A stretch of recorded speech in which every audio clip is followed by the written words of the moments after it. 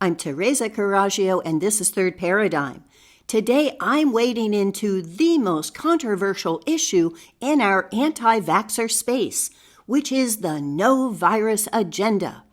I'm intentionally putting it that way and not as a question, because this is no mere question. This is something to which you must pledge your allegiance in public, or else be termed a coward, a liar, a fraud, part of the pharmaceutical industry. You must be on their payroll. I used to belong to an agricultural society called the Grange, and their phrase was, in essentials, unity, in non-essentials, liberty, in all things, charity. This is something I think we need to remember.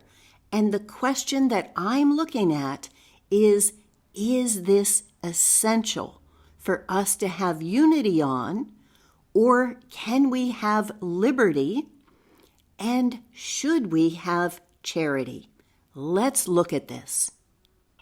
My involvement with this started when Kevin Barrett interviewed Mies Bejan on No Virus is Another Flat Earth. Mies is a retired veterinarian, and in his animal husbandry, he was citing Leffler and how when ranchers have a herd of cattle and you contract hoof and mouth disease, what they would do is pass from an infected animal with a cloth over their mouth and pass it to the other animals. And that way, your herd would all come down with it at the same time, which meant that some of them may die, but others would be immune. They would get it over with all at once. It isn't something that would affect one after the other. And that's not something you can ethically do with people, right? But it showed that there was a transmissible disease. In the comment section, I wrote, "The commenters denying that viruses exist are not answering Mies's example from animal husbandry, which is less fraught with controversy because you can ethically spread a virus intentionally. As a mother, my experience belies that viruses don't exist. I don't need to see them or isolate them in a petri dish. I see the empirical data in watching an illness spread from kid to kid. So the no virus folks are asking me to abandon my own logic and observation in favor of trusting their science. Isn't that the same the COVID plotters want us to do? The commenters are presenting a false dichotomy. Either viruses don't exist, or COVID was a true pandemic justifying lockdowns, ventilators, mandatory vaccines. That's a trick that cults use. I am, like Mies, very suspicious of this purity test. If longtime, outspoken anti-vaxxers, like myself, now start telling people something that contradicts their own intuitive knowledge, we lose all credibility just at the point where our predictions are coming true. Tell me, no virus peeps, is that your agenda? Do you want to discredit all those who said that COVID was a scam and the so-called vaccines a weapon of depopulation? Because that's the cost you seem willing to pay. Rather than work through the nuances of terrain theory, which we all agree is a major factor, you want to go to the simplistic argument that no virus exists. End of story. Instead of making this less likely that they'll get away with the next con, because everyone will agree that there's no such thing as a virus, it means that we will be discredited and no one will listen to us. Is that worth it to denounce the virus heretics? One of the responses was from Tim West, who seems to partner with Mike Yaden on some of this. And Tim has posted a $10,000 prize for anyone who can prove that a virus exists in one experiment. And he wrote, "So why not claim the 10,000 pounds, Teresa?" I responded, Tell me, Tim, what's your purpose? What's the goal of your 10,000-pound stunt, which seems a lot like Steve Kirsch, who was later exposed as a huckster controlling the opposition with Malone and Weinstein? My goal is to give individuals control over their bodily sovereignty and families and communities control over the choices and information they have in healthcare. I don't see how attacking those who are against vaccine mandates and coercion, unless they take the no virus oath, serves that purpose. Please explain your logic to me or let me know if your purpose is different. You've posted numerous notes to your true believers in which you call me a pseudoscience pusher, engaging in fear porn, propping up tyranny, and genuinely lazy and gullible. You then say the only question is if you will just ignore this or return with ad hominem or a waffle. I think you're unclear about the definition of ad hominem, as is Graham Bird, who tells me get it through your thick skull, and there's no fucking agenda, airhead, saying others are full of shit. Is that what passes for argument in your circle? In those notes, you also say Mies can't be trusted because he's not answering your Kirsch publicity stunt, that he has no integrity and is helping the supernatural psychopathic predator class. My contention is not that viruses exist or don't exist, but that making it a purity test of an anti-vaxxer's intelligence or integrity is counterproductive and helping the supernatural psychopathic predator class. All that your side has done to answer this contention is attack our intelligence and integrity. Please answer the argument instead of proving my point. And in response to Graham Bird, who writes, "There is no agenda, just get it through your thick skull that there are no viruses, it's not complicated," I wrote, "The agenda would be to discredit fellow anti-vaxxers so that when the evidence of people dying and becoming debilitated is too great to ignore, there is no cohesive message or movement. Your casual insult to me shows that you're certainly serving that agenda, whether unwittingly or knowingly. Either you are complicit and paid to spread dissent that serves no useful purpose, or you're not very bright and don't care whether they keep getting away with new vaccine mandates. Which is it?" Then Mies Bejan posted his own essay, and I got into other conversations in that thread, one of which was with Crow of Nevermore Media. Then Crow posted, "What is a virus anyway?" and did a very useful thing, which is part of my have a better argument. He defined the terms, and he wrote, "If the word virus meant nothing other than invisible and unidentified disease-causing agent, I would not deny the existence of viruses." Well, that should be ending the argument right there, because by that definition, I think we all agree. On Crow's comment thread, I continued our conversation. Elsewhere on this thread, I proved to Crow that the no virus camp engages in insult and character attacks. Crow then stated, "Okay, some anti-virus people can be insulting, I'll give you that. But are the pro-virus people any better? I definitely feel insulted by Mies's condescending attitude." So having both his and Mies's interviews up, I did a comparison. Mies starts with 5 paragraphs stating his common ground, which goes much further than just the medical front, into geopolitics, economics, revisionist history, inverted ideologies, and methods of psychological control. No one can accuse him of falling for things he doesn't question if they've read his work. His point of contention is that virology, both medical and veterinary, has been developed over the last 130 years and has developed an enormous body of knowledge, and the no virus theory throws the whole body of virology blindly out the window as the proverbial baby with the bathwater. That isn't a personal attack and not contentious. The very point of the no virus position is that not one study is valid and the entire field has always been a sham. Mies quotes Ron Unz on past instances of cognitive infiltration, what I call circles of PsyOps. That's also not controversial. It's a proven part of the playbook. Is it happening with COVID? We all know it is. We only differ on who and how.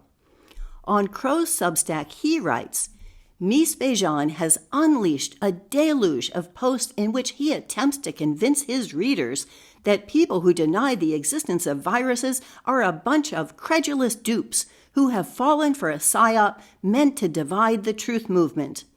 Since March, he has published no less than 7 articles in which he beats his dead pet horse like it owes him money. I think that he is quite convinced of his own belief system, BS for short, and that he thinks he is doing the world a service by berating us dupes for our gullibility. Clearly, we've all been brainwashed by the beguiling Baileys. Do I really need to point out why that's insulting and condescending? Because I'll be happy to if you need it. Crow then misstates Mies's evidence. Crow writes, Mies has a background as a veterinarian and is convinced that viruses are real because he has personally observed outbreaks of foot and mouth disease when working with livestock. That wasn't his proof at all. It was that foot and mouth disease could be intentionally spread manually by using a cloth contaminated from a sick animal. Crow asks, is this all you've got? But he misses the point. Intentionally spreading diseases that people might die of is a little bit unethical, yes? So the experiment could never be done with humans. No one is addressing this evidence. When I read the comments, I've yet to find one where Mies insults anyone. If you need me to, I'll do a point-by-point analysis showing how Mies is talking about why he disagrees with the theory and why the stridency of the movement is destructive. And I'll explain why Crow's statements are insulting and condescending, from words like unleashes, deluge, attempts, beats a dead horse. I know that if I called Crow's belief system BS for short, he would be justifiably offended, and much more so if I called his research and evidence a belief system. And if it is indeed a dead horse, why does it evoke such a scathing and ridiculing reaction? Crow then wrote, okay, that actually seems like a sensible place to end, at least for now. If we're all opposed to vaccines, then I'm not really sure what the point of this debate is. I don't agree with you that Dr. Yaden is controlled opposition. I think that he is courageously going where the evidence leads. I replied, no, I am not going to let you end it there, Crow.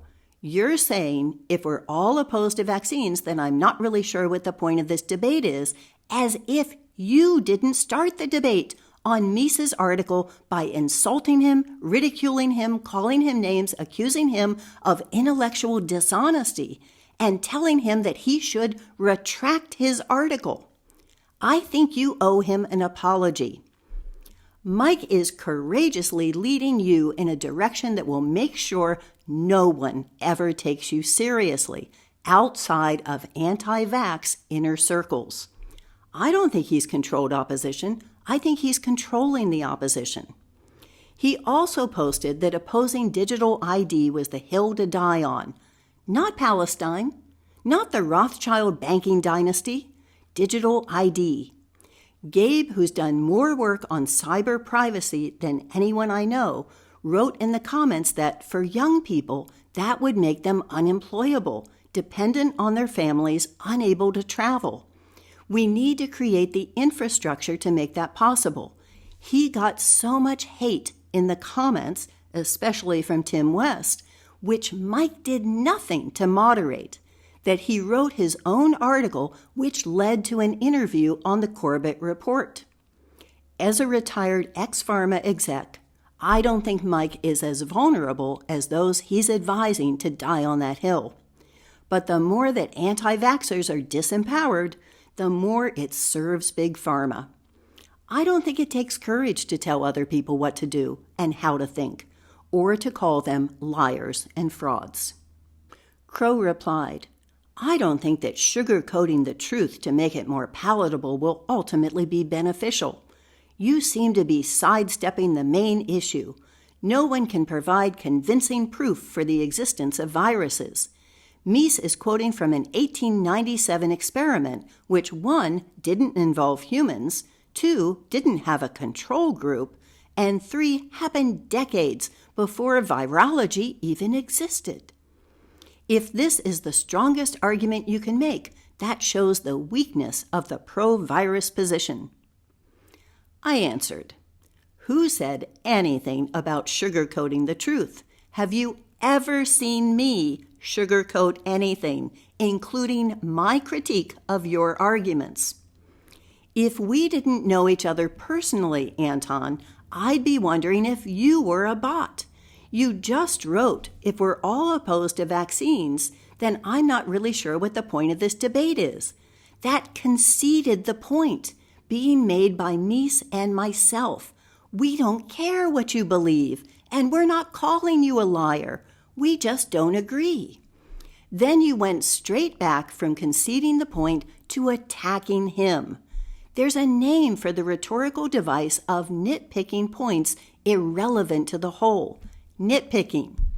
That's why it's important to state the question, define the terms, and say why it matters. Otherwise, some people keep changing the question when it suits them, leading you around in circles. And Crow said, this debate has devolved. Surely I'm partly responsible, and I'd like it to end, but I feel like I'm in too deep to abandon it at this point. So let me restate what I think the debate is about.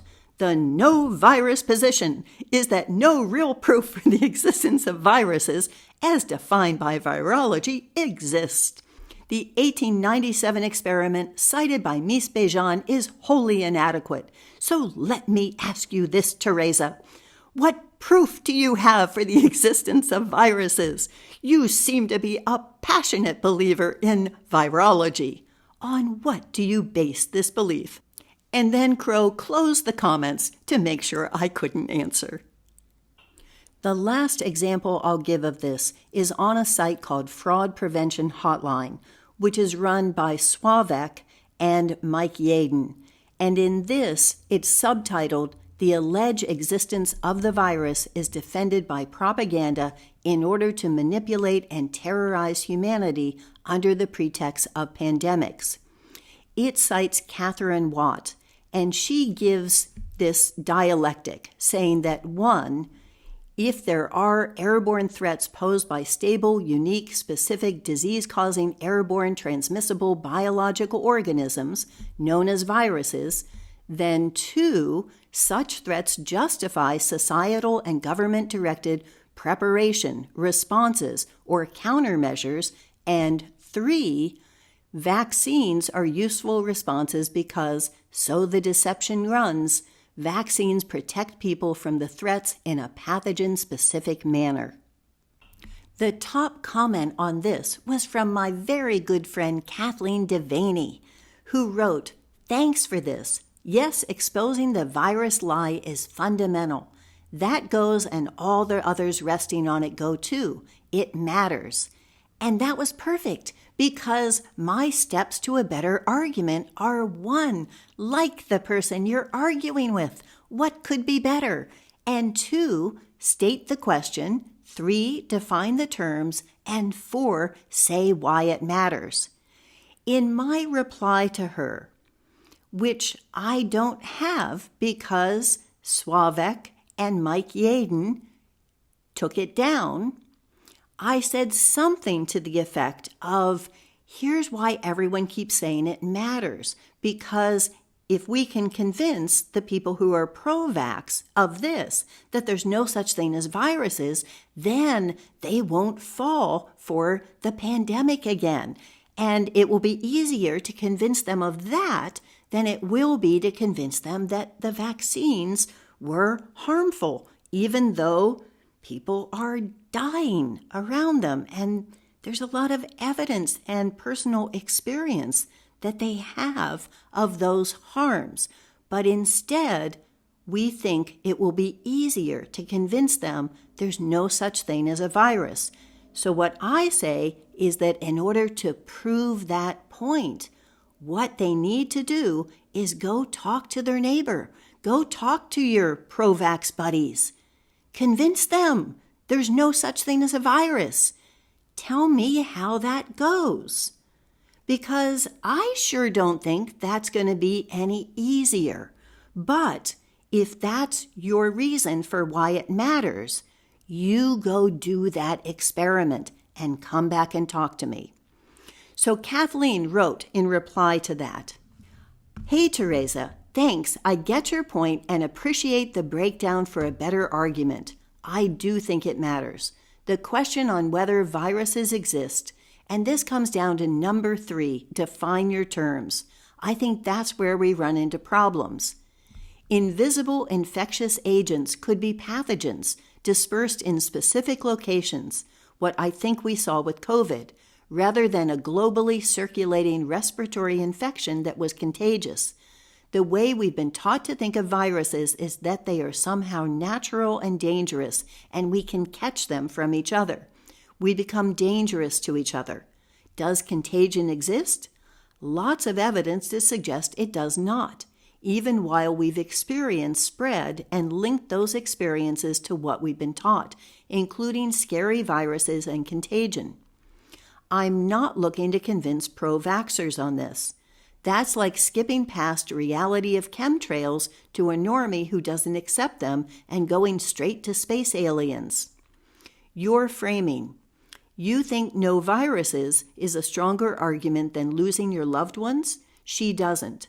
No, of course, I don't think that. I think that's a false choice you've framed. But I do think among those of us who know vaccines are dangerous, it matters a great deal. It doesn't negate the dangers of vaccines and the massive amounts of data we have now to prove that, which is where I would focus if talking to a pro-vaxxer. In a larger context, because scary contagious respiratory viruses are still in the mix, this sets us up for the next marketed plague. The fact that our strongest voices for no virus are who's excluded on the biggest alternative platforms tells us we are being managed. Break this critical piece of the spell, and a lot more breaks. Keep it in place, and much more of the narrative control structure stays in place. If we recognize that model is not even possible, yes, we can be poisoned, encounter a pathogen, etc., and our bodies will respond in similar ways to expel the poison. We are in a very different world. You, as a potential virus carrier, is no longer scary to me, but those behind the PsyOp that uses localized pathogens quickly come into view. It changes the whole orientation. Ultimately, the debate among anti-vaxxers matters because the truth matters. And then I have my reply to her because she sent it to me saying, "Wow, they took down your comments. I can't believe they did that." So with her example that those who are telling the truth are the ones who are being censored, this was just a step in that direction that Mike Yaden did not want my comments in there. So let's hear what was so bad it had to be taken off the site. I answered, "You use a word that needs definition when you say the debate among anti-vaxxers matters because the truth matters. What is a debate? I use Thich Nhat Hanh's definition that in a true dialogue, both sides are willing to change. Mike calls Mies Bejan a liar and a fraud because he presents Loeffler's evidence, to which no one responds. Calling Mies a liar and a fraud isn't debate. Answering his evidence would be.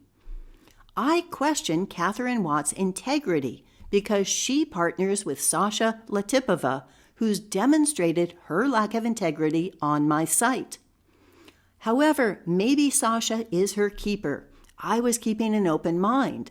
I find it interesting, though, that the 3 people speaking out earliest and most clearly about the intentional harm of the vax would all be taking the lead on no virus. Let's look at why it matters if the no virus theory is false. If the anti-vax community is proven to be undeniably wrong about Catherine's number 1, they won't have a chance to argue number 2 or number 3. So the debate does matter as a debate, not a conclusion. I agree with Catherine that the health department is a subset of the military. Does no virus mean there are no weapons of bioterrorism being developed? Was it silly of Russia to worry about those labs in Ukraine on its border? There are no ethnically selective pathogens the military is trying to develop since viruses are a hoax? When Asian and African children were given an oral vaccine with the live polio virus, why did they develop something with all the symptoms of polio but rebranded and more deadly? Is anthrax not a pathogen? I don't know. Open-ended question. If number 1 matters because number 2 and number 3, but we're already in agreement on 2 and 3, why does number 1 matter as a purity test of whether someone's controlled op, a liar, and a fraud? Why isn't respect and good intentions being given to both sides? At my dentist office just now, I wondered if the reception area needed to stay closed 5 years later and got into a 15-minute explanation of the small space, the HEPA filters, that an immune-compromised person might be exposed because someone else didn't know they were sick, etc. If we present a united front on the no virus, together we'll stand and together we'll fall. From my social experiments, we would be falling, and no one would be left to point out the link between all the deaths and the vaccines.